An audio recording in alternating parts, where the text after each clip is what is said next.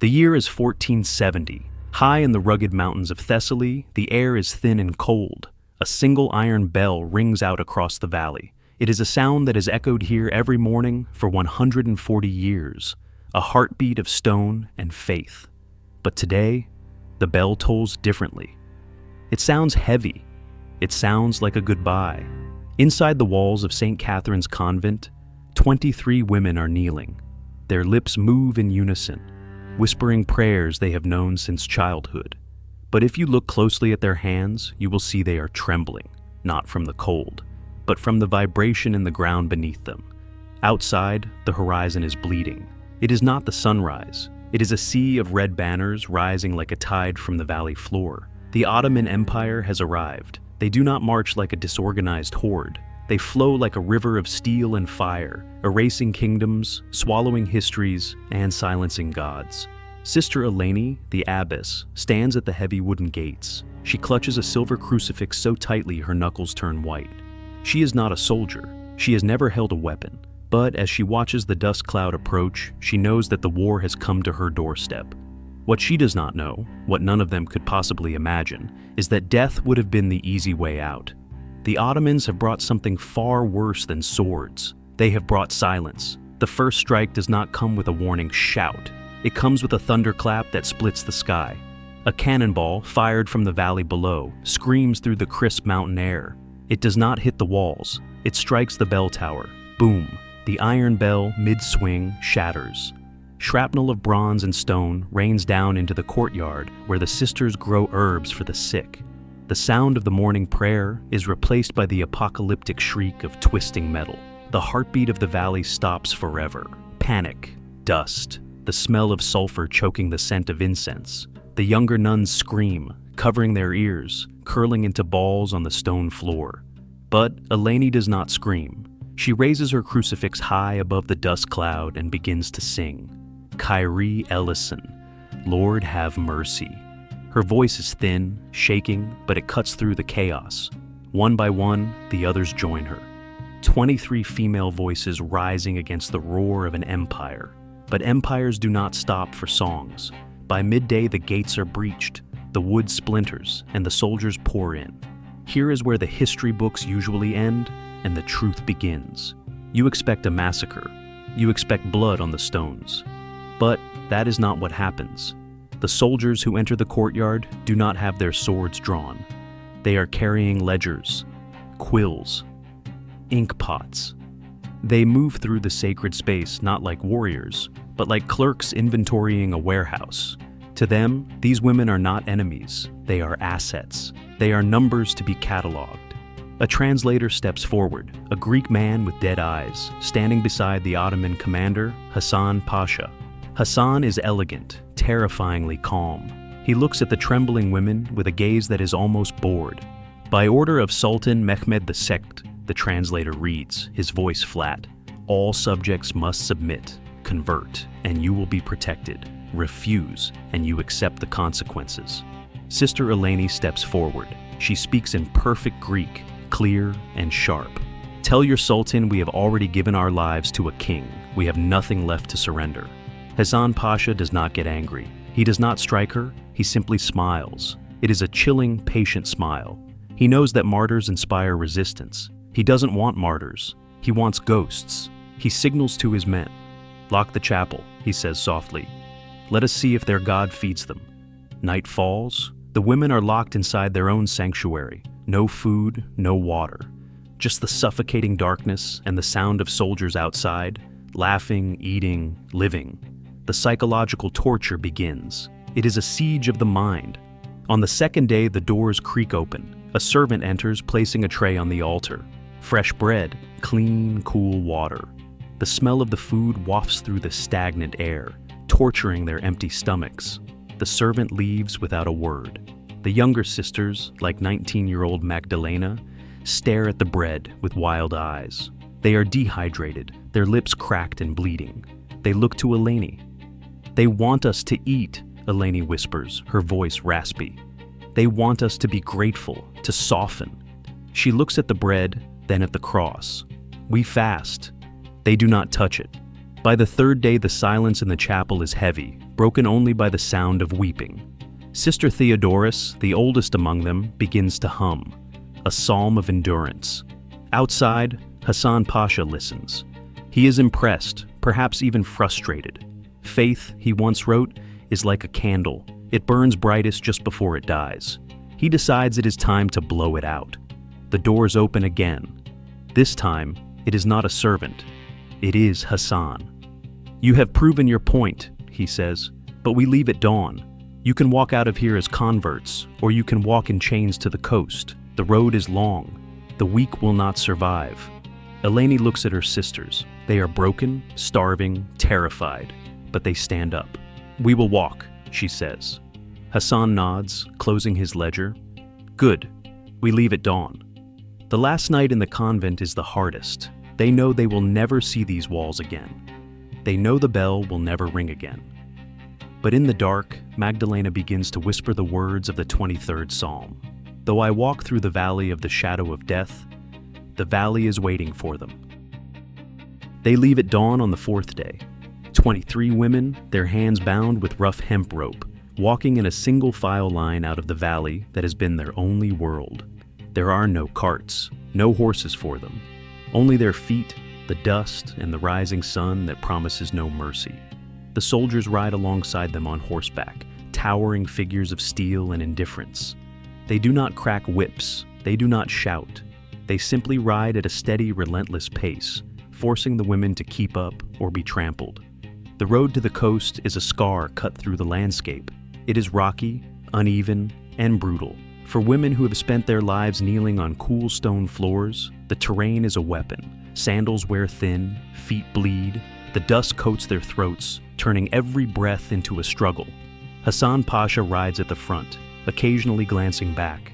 He is not looking for escapees. He is looking for the moment the spirit breaks. He knows that the body can endure pain, but the mind cannot endure hopelessness. By the 2nd day, the group begins to fracture. Sister Irene is 62. Her knees have been failing for years, arthritis gnawing at her joints like a slow animal. For the first 10 miles, she prays. For the next 10, she weeps silently. And then, she simply collapses. She hits the ground hard. The line stops. A soldier rides up, looking down at her not with malice, but with the annoyance of a man whose cargo has fallen off the wagon. He reaches for his sword, not to kill, but to cut her loose and leave her. But Sister Magdalena and Sister Anna move before he does. Despite their bound hands, they rush to Irene. They lift her. Their arms are weak, their own bodies trembling, but they shoulder her weight. The soldier pauses. He looks at Hassan. Hassan watches the struggle, the young carrying the old, the weak carrying the dying, and he raises a hand. "Let them," he says. "It will only drain them faster." They carry her for 3 miles. 3 miles of agony. When they finally stop for the night by a dry riverbed, Irene is unconscious. Her breathing is shallow, a rattling sound in her chest. By morning, the rattling stops. They bury her by the roadside with their bare hands. There are no tools, no ceremony, just dirt, fingernails, and whispered prayers. The soldiers watch, impassive. Hassan opens his ledger and makes a small, neat mark. 22 remaining. Death by exhaustion is one thing, but the road has other ways of taking you. On the 4th day, as the sun beats down like a hammer, Sister Callista stops. She hasn't spoken a word since the siege began. She doesn't cry out, she doesn't fall, she simply sits down in the middle of the road. The column stops. Sister Eleni, walking at the front, turns back. "Callista," she calls out, "stand up." Callista looks at her, but there is no recognition in her eyes. The trauma has severed the cord between her mind and her body. She has retreated into a place where the road does not exist. A soldier shouts, gesturing with a spear. But Callista does not flinch. She doesn't even blink. She has already left. Hassan rides back. He looks at the sitting woman, then at the waiting column. "Move," he commands. "We cannot leave her," Eleni pleads, her voice cracking. "She has already left you." Hassan replies cold. "March, or stay and die with her." The soldiers force the line forward. The nuns stumble on, looking back over their shoulders. The last thing they see is Sister Callista, a small black shape sitting perfectly still in the vast, empty landscape, getting smaller and smaller until the dust swallows her whole. By the seventh day, the smell of salt is in the air. The port of Volos is near. 18 women remain. But something has happened on that road. The weeping has stopped. The begging has stopped. They walk in a terrifying silence. It is not the silence of defeat. It is the silence of steel hardening in fire.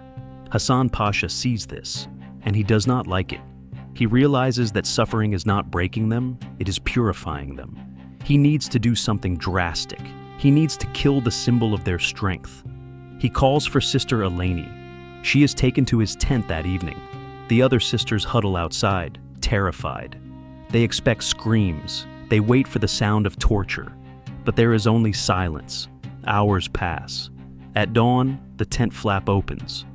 What emerges is not the Sister Eleni they know. They have stripped her of her habit. She is dressed in fine Ottoman silk, vibrant reds and golds that look violent against the gray morning. Her hair, hidden for decades, is uncovered, but it is her face that stops the hearts of the sisters. Her eyes are open, but she is not there. She walks with a mechanical stiffness. She does not look at Magdalena. She does not look at the cross. She looks at nothing. Hassan follows her out, smiling. She has seen the truth, he announces to the weeping nuns. She has chosen a new life. It is a lie, of course, a piece of theater designed to shatter hope.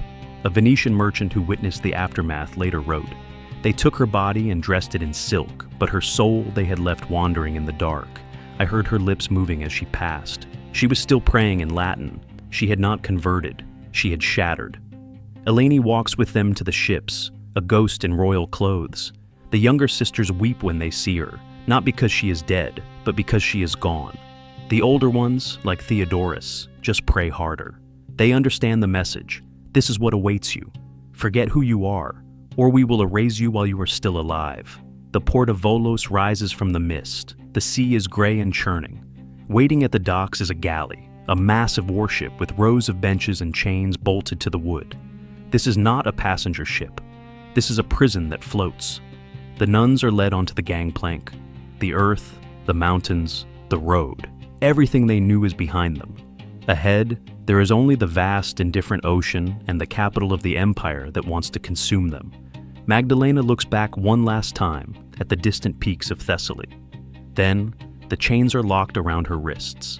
The heavy thud of iron on wood seals their fate. The ship is a monster of wood and tar, a galley designed for war, now repurposed for cargo. And the cargo is human. A ship's manifest, discovered in 1987 in the archives of the Topkapi Palace Museum, lists this specific voyage. It does not record names. It does not record stories. It lists religious captives, female, 18. Destination, imperial household. Purpose, domestic service and conversion. That word, service, is doing a lot of work. The nuns are shoved into the hold. The air down here is thick, smelling of unwashed bodies, bilge water, and fear. They are chained to the benches, wrists locked to rusted iron rings. They are not alone. Beside them are other spoils of war. Serbian soldiers with missing eyes, Italian merchants stripped of their silk, Greek farmers who simply lived in the wrong valley at the wrong time. The hatch slams shut, the light vanishes, and the world becomes a rolling, pitching nightmare. The voyage lasts 12 days. The Aegean Sea is not kind in late autumn. Storms lash the deck, sending the ship plunging into deep troughs. Down in the hold, it feels like being inside a coffin that is being shaken by a giant. The women, who have lived their entire lives on stable mountain ground, fall violently ill. They vomit until there is nothing left, retching bile onto the wooden floor. They lay in their own filth, too weak to sit up, the chains rattling with every heave of the ship. Sister Eleni sits in the corner. She is still wearing the soiled Ottoman silks. She does not vomit. She does not move. She stares at the darkness with the same dead eyes. The sisters look to her for comfort, but she is a statue. Hope begins to evaporate. The groans of the dying men around them fill the air. It is a symphony of misery. But on the fifth night, when the storm is at its loudest, a sound rises from the back of the hold. It starts as a whisper. Sister Magdalena. She is barely 20 years old. Her face is green with sickness, her hair matted with sweat, but she is humming. It is the same hymn they sang at Vespers, faint, trembling, barely audible over the crashing waves. Gloria in excelsis Deo. A Serbian prisoner next to her turns his head. He doesn't understand the Latin, but he understands the melody. He stops moaning. Then, an Italian merchant further down the line closes his eyes and begins to mutter the words along with her. One by one, the voices join. Not just the nuns, the soldiers, the farmers, the broken remnants of conquered nations. In the pitch black of the ship's belly, a choir forms. It is not perfect. It is ragged and desperate. But for a moment, the sea seems to still. Up on the deck, the guards hear it. They pause. They look at the hatch, uneasy. They have swords that can cut flesh, but they do not have a weapon that can cut a song out of a man's throat without killing him. So they let it ring. On the 12th day, the motion stops. The hatch opens, blinding them with white light. They are dragged up onto the deck. And there, rising from the water like a dream, is Constantinople. For centuries, it was the center of their world, the city of God, the golden apple. Now, it gleams in the dawn light like a blade. The massive walls stretch forever. The domes of 100 churches catch the sun. But as Magdalena squints against the glare, she sees the truth. The crosses are gone. The great dome of the Hagia Sophia, the heart of Christendom, still stands, but 4 minarets now pierce the sky around it like spears guarding a prisoner. The bells are silent. Instead, the call to prayer echoes across the water, foreign and haunting. "We are home," Sister Theodorus whispers, tears cutting tracks through the grime on her face. But it is no longer ours. They are unloaded at the docks. The ground beneath their feet feels wrong after weeks at sea. They stumble, their legs atrophied. They are marched through the narrow streets. This is not a hidden transfer. It is a parade. Merchants, soldiers, and slaves stop to stare. Christian nuns in chains are a rarity, a curiosity. People point, some jeer, some look away in shame. They are led past the ancient hippodrome, past the gardens where peacocks scream, and into the shadow of the Topkapi Palace, the seat of the Sultan's power. But they are not taken to the harem. They are not taken to the grand kitchens. They are led to a small, nondescript iron door at the base of the palace walls. The door opens, revealing a spiral stone staircase going down, deep down. The air that drifts up smells of damp earth and centuries of silence. Hassan Pasha is there waiting. He points to the stairs. "Welcome," he says, his voice devoid of mockery now, "to the place where history ends." Sister Magdalena looks at the stairs. Then she looks at the sky one last time. She steps into the dark. Beneath the Topkapi Palace, there is a world that tourists never see, a labyrinth of tunnels, storage vaults, and servant quarters that wind through the bedrock like veins. It is damp, cold, and eternal. For the 18 surviving women, this becomes their universe. They are stripped of their names, they are given numbers. By day, they are ghosts. They scrub the stone floors of corridors they are forbidden to look up at. They wash the linens of concubines who sleep in beds softer than clouds. They tend the fires that warm the Sultan's feet. They work in absolute silence. To speak is to be punished. To pray is to die. Sister Eleni, the once proud abbess, is gone. In her place is a shell that moves automatically, scrubbing, rinsing, repeating. She does not look at the others. She does not look at anything. The Ottomans have succeeded with her. They have hollowed her out. But they made a mistake with the others. They assumed that if you take away the church, you kill the faith. They didn't know that, for these women, the church was not a building. It was something they carried inside their ribcages, 540 years later. A team of restoration archaeologists is working in the basement levels of the palace. They break through a false wall, a section of masonry that shouldn't be there. Behind it, they find a small, cramped chamber. It has no windows, no ventilation. It is filled with centuries of dust. The lead archaeologist shines his flashlight on the wall. He expects to find Ottoman storage records or perhaps a wine cellar. Instead, the beam of light catches something scratched into the stone. He steps closer. He wipes away the dust with a gloved thumb. It is a cross, small, crude, carved not with a chisel, but with something sharp and desperate, a fingernail or a shard of pottery. And next to it, another. and another. Dozens of them, a constellation of jagged crosses covering the damp stone like scars. At night, when the palace sleeps, the ghosts gather. They slip away from their sleeping mats, moving silently through the tunnels to this forgotten room. They have no priest, no altar, no Bible. They have only memory. Sister Magdalena, now the reluctant leader, kneels on the cold floor. She holds up a piece of broken pottery, trash from the kitchens. On it, she has painted a cross using soot from the fireplace. "This is his body," she whispers. They have stolen bread crusts from the waste bins. They have saved water from their cleaning buckets. It is the most wretched communion in history, and yet it is the most holy. They recite psalms from recall. Verses half forgotten are reshaped into prayers for survival. They sing hymns in whispers so faint the stone walls barely catch them. Sanctus, Sanctus, Sanctus, and then they carve. Every night before they leave, each woman marks the wall, a scratch, a line, a cross. It is their way of saying, "I am still here, I have not vanished." A Venetian prisoner, held in the palace for ransom in 1478, wrote a letter home. He spoke of strange voices echoing beneath the harem floors at night, women singing in Latin to a god not of this empire.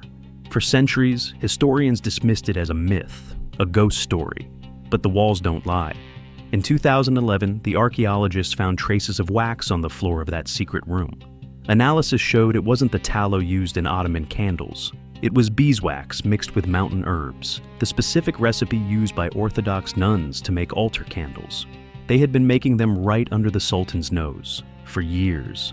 Sister Magdalena's mark was found in the corner, a small bird, clumsy and childlike, scratched into the stone. Beside it, 23 vertical lines, one for each sister. But only 11 lines are complete. The rest trail off into nothing, because slowly, one by one, they stopped coming to the room. Disease, malnutrition, despair. The underground kingdom claimed them. When a sister died, there was no burial. The guards would simply remove the body like a broken tool. "Disposed," the ledger would say. But in the secret room, Magdalena would carve a line, a memorial in stone. The carvings get deeper as the years go on, more erratic, more desperate. You can feel the anger in the scratches. You can feel the terror of being the last one left. The final carving on the wall is not a cross. It is a phrase, etched in Latin, barely visible today. Lux in Tenebris Lucet. The light shines in the darkness. It was not a statement of fact. It was a plea, a desperate hope that someone, someday, would bring a light into this tomb and find them. The crosses stop. Halfway through the wall, the scratches become frantic. Deep, jagged gouges in the stone, as if carved with panic. And then, nothing. Ottoman records from 1482 mention a cleansing of the palace staff under the new Sultan, Bayezid II. The empire was streamlining its assets. Anyone deemed unproductive, old, or resistant was removed. There are no details, no burial sites, no execution records. Just one line in a ledger, written in neat, bureaucratic Ottoman script: disposed. The nuns of St. Catherine vanished from history. 18 women who had walked 7 days through hell, who had crossed the sea in chains, who had built a church out of garbage in the dark. Gone. The room fell silent. The candle burned out. The dust settled. And the darkness reclaimed the space for 500 years. But here is the irony of history. The Ottoman Empire, the machine that crushed them, lasted for 600 years. It conquered 3 continents. It rewrote maps, languages, and cultures. It ruled from the gates of Vienna to the deserts of Arabia. It seemed eternal. But in 1922, it dissolved. Its sultans became dust. Its armies became memory. The Topkapi Palace, once the terrified heart of the world, became a museum. Today, tourists walk its halls. They take pictures of the emeralds. They marvel at the tiles. They walk right over the floorboards that cover the secret room, completely unaware of what lies beneath their feet. They do not know that they are standing on a graveyard of prayers, but the walls remember. In 2011, when the archaeologists brushed away that dust, they didn't just find scratches, they found a victory. Think about it. An empire with cannons, navies, and the will to reshape the world tried to erase 18 women. They took their names, they took their lives, they took their sunlight. And yet, who survived? The Sultan's decrees are in archives that no one reads. Hassan Pasha's ledgers are rotting in storage. But the cross carved by Sister Magdalena, it is still there, sharp, defiant, permanent. The women won, not in the way empires measure victory. They didn't reclaim their convent, they didn't free their people, but they refused to disappear. History is written by the victors, but memory is written by the survivors. And sometimes, survival looks like a bird scratched into stone in the dark, where no one was ever supposed to see it. The philosopher Søren Kierkegaard once wrote, "Life can only be understood backwards, but it must be lived forwards." These women lived forward into absolute darkness. They walked into that tunnel knowing they would never come out. They carved their prayers knowing no one would ever hear them. They trusted that someone, someday, would look backward and find them. You just did. By watching this, you have completed their prayer. You have broken the silence of 500 years. The light shines in the darkness, and the darkness has not overcome it. Sister Magdalena, Sister Eleni, Sister Callista. We speak your names today.